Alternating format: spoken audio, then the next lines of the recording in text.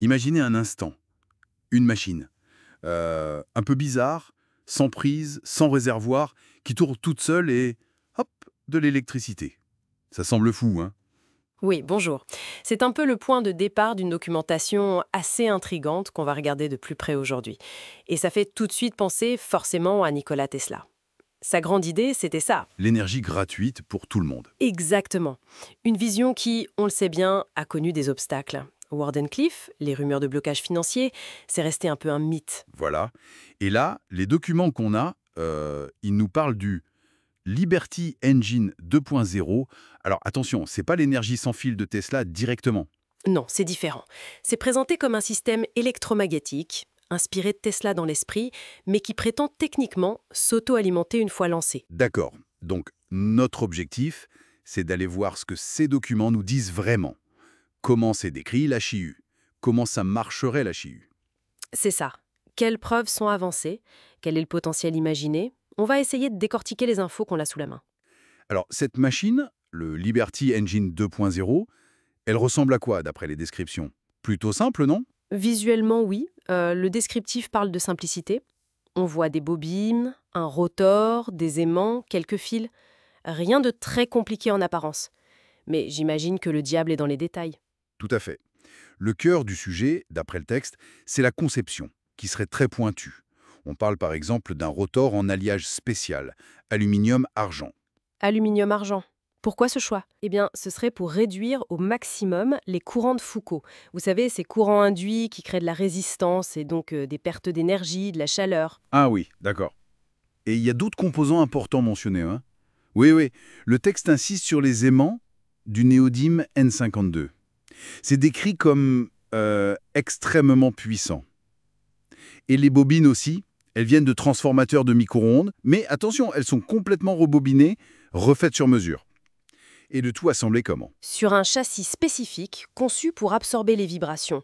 Surtout, il n'y a pas de courroie, pas de poulie. L'idée, c'est d'éliminer toute perte d'énergie par friction. L'accent est vraiment mis sur une ingénierie de précision. Ok, c'est intéressant. Et pour le faire démarrer alors, s'il n'y a pas de batterie, comment ça part? Une sorte de lanceur manuel, c'est ça? Comme une tondeuse. C'est l'idée qui est présentée, oui.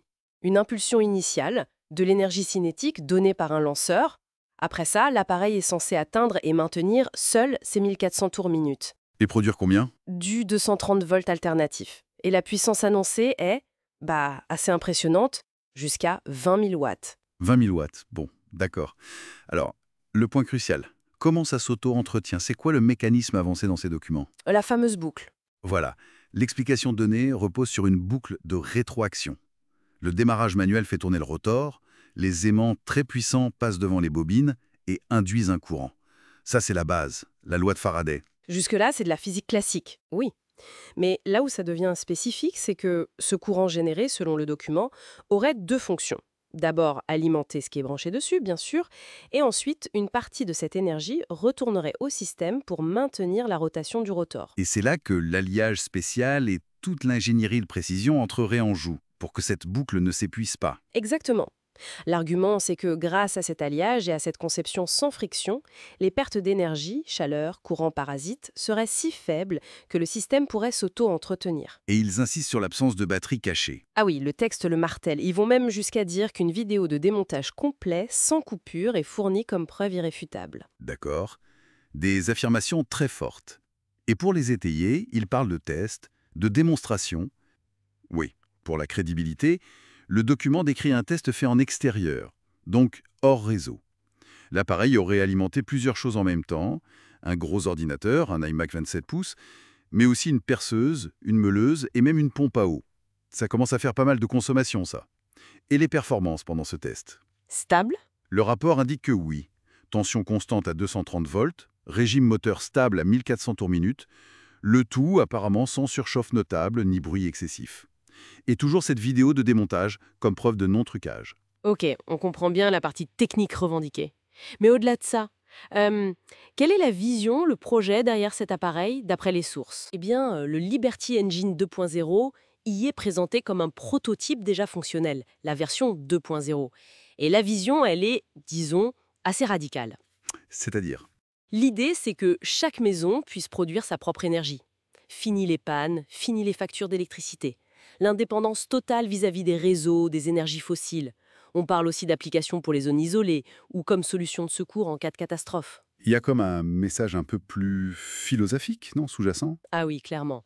Le discours encourage à, comment dire, à questionner les limites scientifiques établies, à oser innover hors système.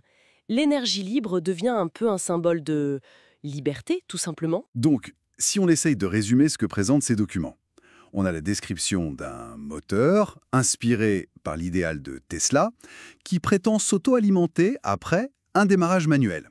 Oui, grâce à une ingénierie spécifique, alliage spécial, aimant puissant, conception sans friction pour minimiser les pertes d'énergie, et ces affirmations seraient soutenues par des tests, une démonstration d'alimentation de plusieurs appareils et une offre de transparence avec une vidéo de démontage. C'est tout à fait ça. C'est le cœur de l'information présentée. Et bon, cette exploration nous amène à une question plus large, je trouve.